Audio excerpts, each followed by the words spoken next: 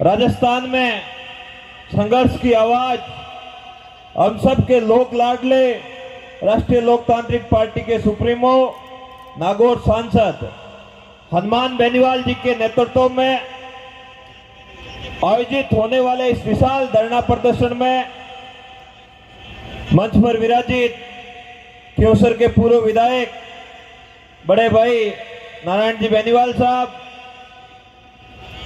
मेड़ता की पूर्व विधायक बड़ी बहन इंदिरा जी बावरी, भाई संपत जी सहित तमाम मंच पर मंचासीन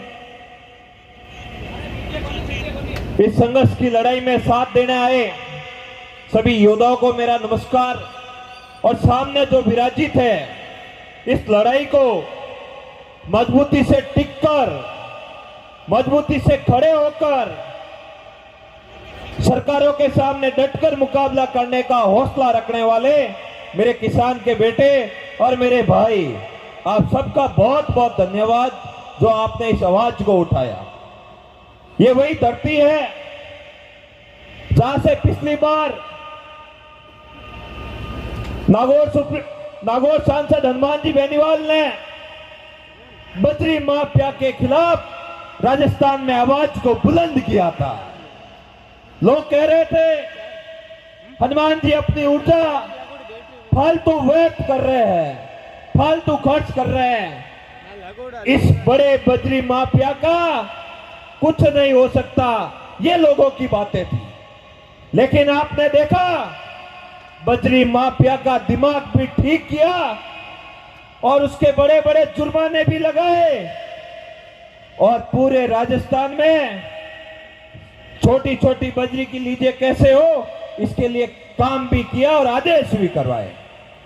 लेकिन लोगों का जब हर जगह पर बात सही हो रही हो तो उस जगह पर कैसे भी करके अनैतिक काम कैसे हो, इसका जगह जगह पर उदाहरण राजस्थान की सरकार दे रही है।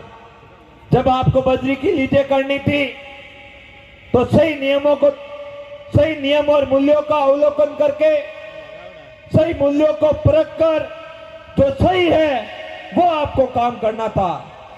ओरण और गौसर हमारी साझी धरोहर है। हमारे बुजुर्गों ने ओरण के लिए, गौसर के लिए, इसको बचाने के लिए अपने प्राण न्योछावर किए हैं और कई हमारी माताओं ने, वीरांगनाओं ने अपनी बलि देकर और इस ओरण और गौसर को बचाया है, लड़ाया लड़ी है। आज हम सबका नैतिक धर्म बनता है, आज हम सबकी नैतिक जिम्मेदारी बनती है कि कहीं पे भी ओरण और गौसर को बचाना है तो हम सबको आगे आना पड़ेगा, हम सबको जिम्मेदारी तय करनी पड़ेगी। पक्ष विपक्ष, चाहे सत्ता हो या विपक्ष का आदमी हो, उसको कभी इसकी तरफ गलत नजर नहीं डालनी चाहिए, ये जिम्मेदारी हम सबकी बनती है। पर जगह जगह पर हम देखते हैं कि सत्ता के नशे में मदहोश सत्ताधारी लोग जो है उनके द्वारा अपने चंद पैसों के लालच में, चंद रोटी के टुकड़ों के लालच में आकर इस अमूल्य धरोहर को खत्म करने का जो कुटिल प्रयास इनके द्वारा किया जा रहा है, इसका जवाब राजस्थान का हर नौजवान, हर किसान का बेटा देने के लिए तैयार है। क्या आप तैयार है मजबूती से? दोनों हाथ उठा के बताओ कि आप तैयार है उनका जवाब देने के लिए? हाँ, तैयार भी रहना पड़ेगा क्योंकि ये हमारी नैतिक जिम्मेदारी है। मैं जगह जगह पर देख रहा हूं कई सोलर कंपनियों के नाम पर फर्जीवाड़ा, कई बजरी की लीजों के नाम पर फर्जीवाड़ा और कहीं पर बड़ी बड़ी मल्टीनेशनल कंपनियों के नाम पर फर्जीवाड़ा करके किसान के बेटों के द्वारा छोड़ी गई गौसर और ओरण की जमीनों को छीनने का कुटिल प्रयास किया जा रहा है। जब एक किसान का बेटा कड़ी मेहनत करके, मजदूरी करके, जिसको ये पता ही नहीं होता है कि इस जमीन की किस्म क्या है, इस जमीन का दायरा क्या है, मेरा जो बाड़ा बना है, मेरा जो प्लॉट है वो गौसर में है या ओरण में है, उस किसान के बेटे को परेशान करने के लिए प्रशासन के नुमाइंदे अपना डंडा लेके खड़े हो जाते हैं कि आपने गौसर में मकान कैसे बना लिया, आपने ओरण में मकान कैसे बना लिया। 25-50 की जगह आप छोड़ते नहीं और आप इन दरिंदों को, इन बदमाश लोगों को, इन कंपनी वालों को सत्ता के इशारों पर लाखों हेक्टेयर जमीन देने का गलत काम कर रहे हो। ये राजस्थान बर्दाश्त नहीं करेगा, ये राजस्थान का हर नौजवान बर्दाश्त नहीं करेगा। बाकी लोग बर्दाश्त करे या न करे, लेकिन राष्ट्रीय लोकतांत्रिक पार्टी का कार्यकर्ता ज्यादा जरूरत पड़ेगी इसके खिलाफ मजबूती से आवाज भी उठाएगा, लड़ाई भी लड़ेगा। और अगर इसके लिए बलिदान त्यागने पड़े तो, अगर इसके लिए बलिदान देना पड़ा तो बलिदान भी देगा, लेकिन अपनी आवाज को मजबूती से बुलंद करेगा। ये हमें हनुमान बेनीवाल जी ने सिखाया है, ये हमारी पार्टी की परंपरा रही है, ये हमारा धर्म है। इसी उद्देश्य को लेकर हम आपके बीच में वोट की अपील करने हमेशा आते हैं, लेकिन उस समय हम लोगों को बरगला देते हैं, हम लोगों को गुमराह कर देते हैं कि हम ये करेंगे वो करेंगे, उनके पास बड़ा धन होता है, उस समय हम भूल जाते हैं। लेकिन आपके लिए जब भी न्याय की बात होगी, राष्ट्रीय लोकतांत्रिक पार्टी मजबूती से खड़ी रहेगी। जब बजरी का आंदोलन बालोतरा की धरती से उठा था, 90 दिनों तक धरना चलाता, 9 दिन भूख हड़तालें चली थी, तब लोग कह रहे थे कि कुछ नहीं होगा, लेकिन राजस्थान के हर हिस्से में इसकी आग गई। ये आंदोलन फैला, राजस्थान पूरे का जन आंदोलन बना और जन आंदोलन बन के ये नतीजा निकला। जो कह रहे थे बाहुबली का इलाज नहीं होगा, उसका भी इलाज किया।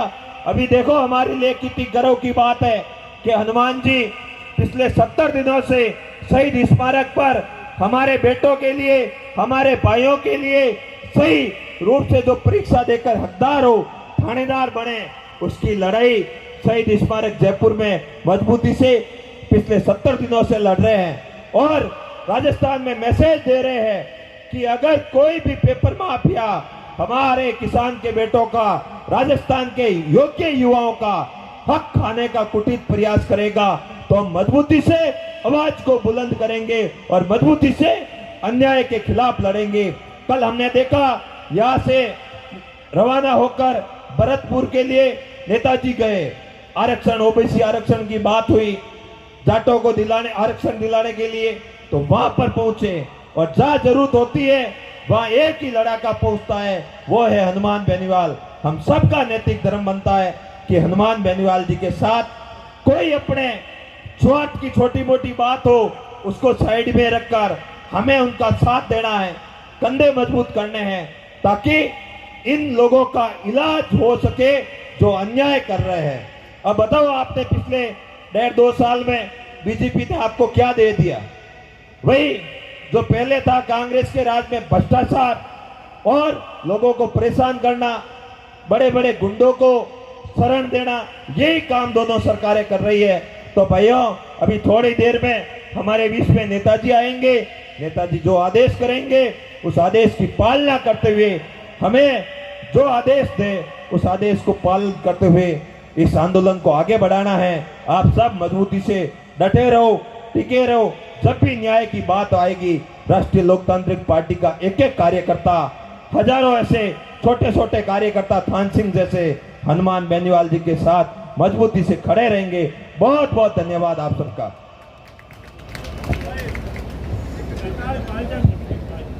बहुत बहुत धन्यवाद।